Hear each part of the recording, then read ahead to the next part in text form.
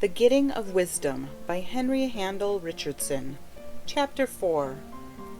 The elderly lady was Laura's godmother. She lived at Prahran, and it was at her house that Laura would sometimes spend a monthly holiday. Godmother was good to them all in a brusque, sharp-tongued fashion, but Pin was her especial favorite, and she made no secret of it. Her companion on the platform was a cousin of Laura's, of at least twice Laura's age, who invariably struck awe into the children by her loud and ironic manner of speech.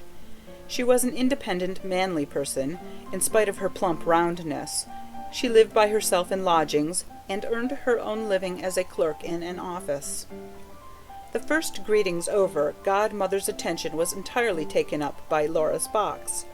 After this had been picked out from among the other luggage, grave doubts were expressed whether it could be got on to the back seat of the pony carriage, to which it was conveyed by a porter and the boy. Laura stood shyly by and waited, while Cousin Grace kept up the conversation by putting abrupt and embarrassing questions. "How's your ma?" she demanded rather than asked, in the slangy and jocular tone she employed. "I guess she'll be thanking her stars she's got rid of you." At which Laura smiled uncertainly, not being sure whether Cousin Grace spoke in jest or earnest. "I suppose you think no end of yourself going to boarding school," continued the latter. "Oh, no, not at all," protested Laura with due modesty, and as both at question and answer, Cousin Grace laughed boisterously. Laura was glad to hear Godmother calling, "Come, jump in, the ponies won't stand." Godmother was driving herself, a low basket carriage harnessed to two buff-colored ponies. Laura sat with her back to them. Godmother flapped the reins and said, "Get up!" But she was still fretted about the box, which was being held on behind by the boy. An inch larger, she asserted, and it would have had to be left behind. Laura eyed its battered sides uneasily. Godmother might remember, she thought, that it contained her whole wardrobe, and she wondered how many of Godmother's own ample gowns could be compressed into so small a space. "All my clothes are inside," she explained, "that I shall need for months." "Ah, I expect your poor mother has sat up sewing herself to death, that you may be as well dressed as the rest of them," said Godmother, and heaved a doleful sigh. But Cousin Grace laughed the wide laugh that displayed a mouthful of great, healthy teeth. "What? All your clothes in there?" she cried. "I say, you couldn't be a queen if you hadn't more togs than that." "Oh, I know," Laura hastened to reply, and grew very red. "Queens need a lot more than I've got." "Tut, tut," said Godmother, who did not understand the allusion, which referred to a former ambition of Laura's. "Don't talk such nonsense to the child." She drove very badly, and they went by quiet by-streets to escape the main traffic. The pony chaise wobbled at random from one side of the road to the other, obstacles looming up only just in time for Godmother to see them. The ponies shook and tossed their heads at the constant sawing of the bits, and Laura had to be continually ducking to keep out of the way of the reins. She let the unfamiliar streets go past her in a kind of dream, and there was silence for a time, broken only by Godmother's expostulations with the ponies, till Cousin Grace, growing tired of playing her bright eyes first on this, then on that, brought them back to Laura and studied her up and down. "I say, who on earth trimmed your hat?" she asked almost at once. "Mother," answered Laura bravely, while the color mounted to her cheeks again. "Well, I guess she made up her mind you shouldn't get lost as long as you wore it," went on her cousin with disconcerting candor. "It makes you look just like a great big red double dahlia." "Let the child be. She looks well enough," threw in Godmother in her snappish way. But Laura was sure that she too disapproved, and felt more than she heard the muttered remark about Jane always having a taste for something gay. "Oh, I like the color very much. I chose it myself," said Laura, and looked straight at the two faces before her, but her lips twitched. She would have liked to snatch the hat from her head, to throw it in front of the ponies, and hear them trample it under their hoofs. She had never wanted the scarlet lining of the big, upturned brim. In a dislike to being conspicuous which was incomprehensible to Mother, she had implored the latter to leave it plain. But Mother had said, "Nonsense, and hold your tongue, and I know better," with this result. Oh, yes, she saw well enough how Godmother signed with her eyes to Cousin Grace to say no more. But she pretended not to notice, and for the remainder of the drive nobody spoke.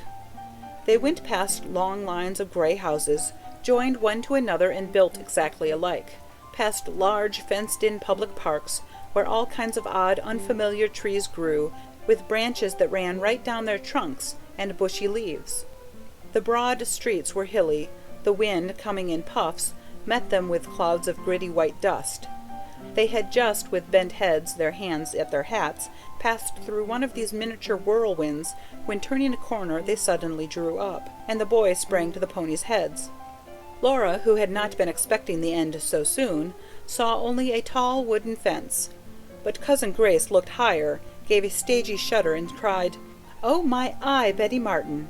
Aren't I glad it isn't me that's going to school? It looks just like a prison." It certainly was an imposing building viewed from within, when the paling gates had closed behind them. To Laura, who came from a township of one-storied brick or weatherboard houses, it seemed vast in its breadth and height, appalling in its sombre grayness. Between Godmother and Cousin Grace she walked up an asphalted path, and mounted the steps that led to a massive stone portico. The bell Godmother rang made no answering sound, but after a very few seconds the door swung back, and a slender maidservant in cap and apron stood before them. She smiled at them pleasantly as, in Chinaman fashion, they crossed the threshold. Then, inclining her head at a murmured word from Godmother, she vanished as lightly as she had come, and they sat and looked about them. They were in a plainly furnished but long, lofty waiting room. There were 2 large windows, the Venetian blinds had not been lowered, and the afternoon sun, beating in, displayed a shabby patch on the carpet. It showed up, too, a coating of dust that had gathered on the desk-like central table. There was the faint, distinctive smell of strange furniture, but what impressed Laura most was the stillness. No street noises pierced the massy walls, but neither did the faintest echo of all that might be taking place in the great building itself reach their ears. They sat aloof, shut off, as it were, from the living world, and this feeling soon grew downright oppressive. It must be like this to be dead, thought Laura to herself, and inconsequently remembered a quarter of an hour she had once spent in a dentist's anteroom. There, as here, the same soundless vacancy, the same anguished expectancy. Now, as then, her heart began to thump so furiously that she was afraid the others would hear it, but they, too, were subdued. Though Cousin Grace tittered continually, she heard only a gentle wheezing, and even Godmother expressed the hope that they would not be kept waiting long, under her breath. But minute after minute went by. There they sat, and nothing happened. It began to seem as if they might sit on forever. All of a sudden, from out the spacious halls of which they had caught a glimpse on arriving, brisk steps began to come towards them over the oilcloth. At first as a mere tapping in the distance, then rapidly gaining in weight and decision. Laura's palpitations reached their extreme limit. Another second, and they might have burst her chest. Cousin Grace ceased to giggle. The door opened with a peculiar flourish, and all 3 rose to their feet. The person who entered was a very stately lady. She wore a cap with black ribbons. With the door-handle still in her hand, she made a slight obeisance, in which her whole body joined, afterwards to become more erect than before. Having introduced herself to Godmother as Mrs. Gurley, the lady superintendent of the institution, she drew up a chair, let herself down upon it, and began to converse with the air of ineffable condescension. While she talked, Laura examined her with a child's thirst for detail. Mrs. Gurley was large and generous of form, and she carried her head in such a haughty fashion that it made her look taller than she really was. She had a high color, her black hair was touched with gray, her upper teeth were prominent. She wore gold eyeglasses, many rings, a long gold chain which hung from an immense cameo brooch at her throat, and a black apron with white flowers on it, one point of which was pinned to her ample bosom. The fact that Laura had just such an apron in her box went only a very little way towards reviving her spirits, for altogether Mrs. Gurley was the most impressive person she had ever set eyes on. Beside her, Godmother was nothing but a plump, short-sighted, fidgety lady. Particularly awe-inspiring was Mrs. Gurley when she listened to another speaking. She held her head a little to one side, her teeth met her underlip, and her big ringed hands toyed incessantly with the long gold chain, in a manner which seemed to denote that she set little value on what was being said. Awful, too, was the habit she had of suddenly lowering her head and looking at you over the tops of her glasses. When she did this, and when her teeth came down on her lip, you would have liked to shrink to the size of a mouse. Godmother, it was true, was not afraid of her, but Cousin Grace was hushed at last, and as for Laura herself, she consciously wore a fixed little simper, which was meant to put it beyond doubt that butter would not melt in her mouth. Godmother now asked if she might say a few words in private, and the two ladies left the room. As the door closed behind them, Cousin Grace began to be audible again. "Oh, snakes!" she giggled, and her double chin spread itself. "There's a Tartar for you! Don't I thank my stars it's not me that's being shunted off here. She'll give you what for." "I don't think so. I think she's very nice," said Laura staunchly, out of an instinct that made her wary of showing fear, or pain, or grief. But her heart began to bound again for the moment in which she would be left alone. "You see," said Cousin Grace, "it'll be bread and water for a week if you can't do a mare first go-off, not to mention the dependence." "What's a mare?" asked Laura anxiously, and her eyes grew so big that they seemed to fill her face. But Cousin Grace only laughed till it seemed probable that she would burst her bodice, and Laura blushed, aware that she had compromised herself anew. There followed a long and nervous pause. "I bet Godmother's asking her not to wallop you too often." The tease had just begun afresh when the opening of the door forced her to swallow her sentence in the middle. Godmother would not sit down, so the dreaded moment had come. "Now, Laura, be a good girl and learn well, and be a comfort to your mother. Not that there's much need to urge her to her books," Godmother interrupted herself, turning to Mrs. Gurley. "The trouble her dear mother has always had has been to keep her from them." Laura glowed with pleasure.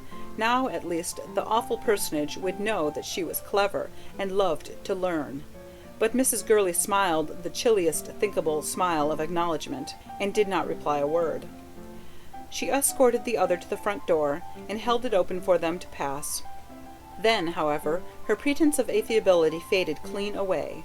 Turning her head just so far that she could look down her nose at her own shoulder, she said, "Follow me," in a tone Mother would not have used even to Sarah. Feeling inexpressibly small, Laura was about to obey when a painful thought struck her. "Oh, please, I had a box with my clothes in it," she cried. "Oh, I hope they haven't forgotten and taken it away again." But she might as well have spoken to the hat stand. Mrs. Gurley had sailed off, and was actually approaching a turn in the hall before Laura made haste to follow her, and to keep further anxiety about her box to herself. They went past one staircase, round a bend into the shadows as black as if outside no sun were shining, and began to ascend another flight of stairs, which was the widest Laura had ever seen. The banisters were as thick as your arm, and on one side of the stair carpeting the space was broad enough for two to walk abreast. What a splendid game of trains you could have played there! On the other hand, the landing windows were so high up that only a giant could have seen out of them. These things occurred to Laura mechanically. What really occupied her, as she trudged behind, was how she could please this hard-faced woman and make her like her. For the desire to please, to be liked by all the world, was the strongest her young soul knew. And there must be a way, for Godmother had found it without difficulty. She took 2 steps at once to get nearer to the portly back in front of her. "What a very large place this is," she said in an insinuating voice. She hoped the admiration thus subtly expressed in the form of surprise would flatter Miss Gurley as a kind of co-proprietor, but it was evident that it did nothing of the sort. The latter seemed to have gone deaf and dumb, and marched on up the stairs, her hands clasped at her waist, her eyes fixed ahead, like a walking stone statue. On the top floor she led the way to a room at the end of a long passage. There were 4 beds in this room, a washstand, a chest of drawers, and a wall cupboard. But at first sight Laura had eyes only for the familiar object that stood at the foot of one of the beds. "Oh, there's my box!" she cried. "Someone must have brought it up." It was unroped. She had simply to hand over the key. Mrs. Gurley went down on her knees before it, opened the lid, and began to pass the contents to Laura, directing her where to lay and hang them. Overawed by such complaisance, Laura moved nimbly about the room, shaking and unfolding, taking care to be back at the box to the minute so as not to keep Mrs. Gurley waiting. And her promptness was rewarded. The stern face seemed to relax. At the mere hint of this, Laura grew warm through and through, and as she could neither control her feelings nor keep them to herself, she rushed to an extreme and overshot the mark. "I've got an apron like that. I think they're so pretty," she said cordially, pointing to the one Mrs. Gurley wore. The latter abruptly stopped her work, and resting her hands on the sides of the box, gave Laura one of the dreaded looks over her glasses, looked at her from top to toe, and as though she were only now beginning to see her. There was a pause, a momentary suspension of the breath, which Laura soon learned to expect before a rebuke. "Little gels," said Mrs. Gurley, and even in the midst of her confusion, Laura could not but be struck by the pronunciation of this word. "Little gels are required to wear white aprons when they come here." A break after each word, as well as an emphatic headshake, accentuated their severity. "And I should like to know if your mother has never taught you that it is very rude to point, and also to remark on what people wear." Laura went scarlet. If there was one thing she, mother, all of them prided themselves on, it was the good manners that had been instilled into them since their infancy. The rough reproof seemed to scorch her. She went to and fro more timidly than before. Then, however, something happened which held a ray of hope. "Why, what is this?" asked Mrs. Gurley freezingly, and held up to view, with the tips of her fingers, Laura thought, a small black prayer book. "Pray, are you not a dissenter?" For the college was nonconformist. "Well, no, I'm not," said Laura, in a tone of intense apology. Here, at last, was her chance. "But it really doesn't matter a bit. I can go to another church quite well. I even think I'd rather, for a change. And the service isn't so long. At least, so I've heard, except the sermon," she added truthfully. Had she denied religion altogether, the look Mrs. Gurley bent on her could not have been more annihilating. "There is, unfortunately, no occasion for you to do anything of the kind," she retorted. "I myself am an Episcopalian, and I expect those gals who belong to the Church of England to attend it with me." The unpacking at an end, Mrs. Gurley rose, smoothed down her apron, and was just on the point of turning away, when on the bed opposite Laura's she espied an undergarment, lying wantonly across the counterpane. At this blot on the orderliness of the room she seemed to swell like a turkey-cock, seemed literally to grow before Laura's eyes, as, striding to the door, she commanded an invisible someone to send Lilith Gordon to her directly. There was an awful pause. Laura did not dare to raise her head. She even said a little prayer. Mrs. Gurley stood working at her chain and tapping her foot, like a beast waiting for its prey, thought the child. And at last a hurried step was heard in the corridor. The door opened and a girl came in, high-coloured and scant of breath. Laura darted one glance at Mrs. Gurley's face, then looked away and studied the pattern of a quilt, trying not to hear what was said. Her throat swelled, grew hard and dry with pity for the culprit. But Lilith Gordon, a girl with sandy eyebrows, a turned-up nose, and a thick plait of red gold hair, and a figure so fully developed that Laura mentally dubbed it a lady's figure, and put its owner down for years older than herself, Lilith Gordon neither fell on her knees nor sank through the floor. Her lashes were lowered in a kind of dog-like submission, and her face had gone very red when Laura ventured to look at her again. But that was all. And Mrs. Gurley having swept Jove-like from the room, this bold girl actually set her finger to her nose and muttered, "Old brimstone beast." As she passed Laura too, she put out her tongue and said, "Now then, goggle-eyes, what have you got to stare at?" Laura was deeply hurt. She had gazed at Lilith out of the purest sympathy, and now, as she stood waiting for Mrs. Gurley, who seemed to have forgotten her, the strangeness of things and the general unfriendliness of the people struck home with full force. The late afternoon sun was shining in an unfamiliar way. Outside were strange streets, strange noises, a strange white dust, the expanse of a big, strange city. She felt unspeakably far away now from the small, snug domain of home. Here nobody wanted her. She was alone among strangers, who did not even like her. She had already, without meaning it, offended 2 of them.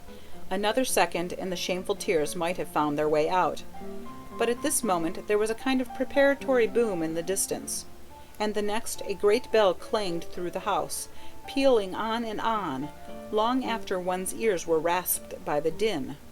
It was followed by an exodus from the rooms round about. There was a sound of voices and of feet. Mrs. Gurley ceased to give orders in the passage, and returning bade Laura put on a pinafore and follow her. They descended the broad staircase. At a door just at the foot Mrs. Gurley paused and smoothed her already faultless bands of hair, then turned the handle and opened the door with a majestic swing Laura had that day once before observed. End of chapter 4.